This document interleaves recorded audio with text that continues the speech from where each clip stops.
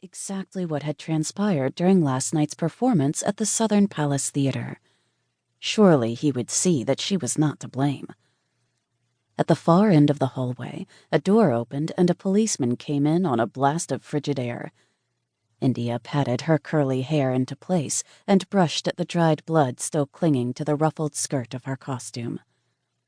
The arresting officer had hustled her from the stage to this dank and sorry place without allowing her even 5 minutes to wipe away her stage makeup or to change into her own clothes.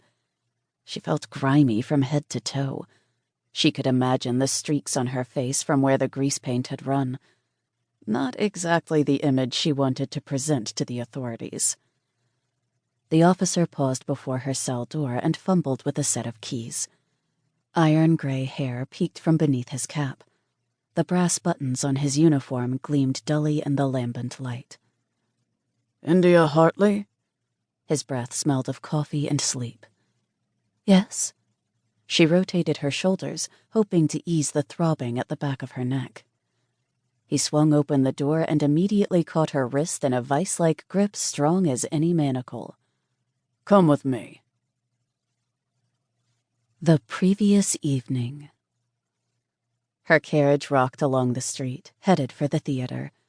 India settled into the plush velvet seat and watched the crowds of Christmas shoppers coming and going from stores decorated with wreaths of greenery.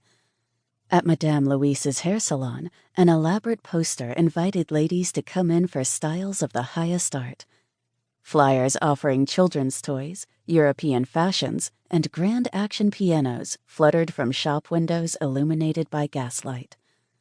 At the corner of Drayton and Congress, the carriage paused for a man and a small girl crossing the street, their arms laden with packages from Thomas Bateson's store. At the sight of them, India felt a fresh sting of loneliness.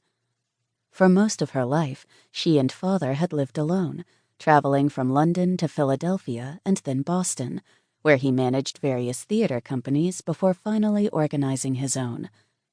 He had recognized her talent and her instinctual understanding of how the theater worked and groomed her for a life on the stage. But he had failed to teach her anything about how to survive in a harsh and indifferent world.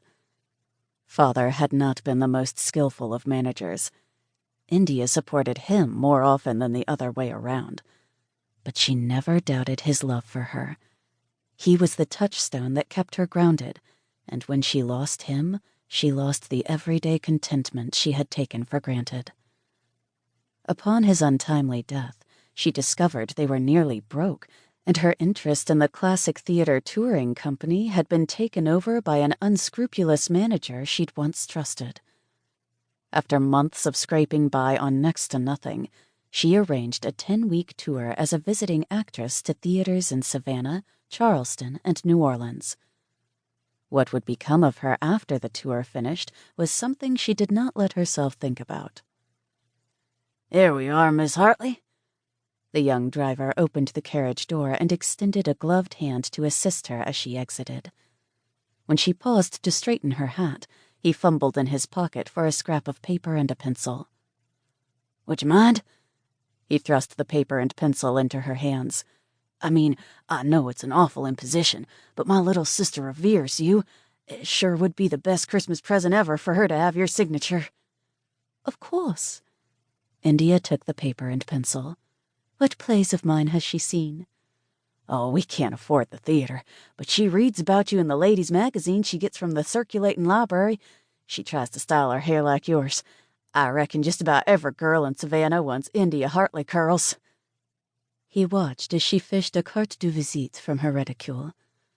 "She tries to talk like she's from London, too, when she thinks nobody's listening. But I don't reckon the Queen's English mixes too well with our way of speaking." India scribbled her signature on the back of the photograph, made at Mr. Sereni's New York studio, and pressed it into his hand. "Present this at the theater tonight. I'll have 2 tickets waiting for you and your sister." He gaped at her. "You mean it? We're going to the Southern Palace?" India smiled. "You are indeed. The curtain is at 8. Don't be late." "Well, I won't. I mean, thank you, Miss Hartley. Thank you so much. Just wait till I tell Mary."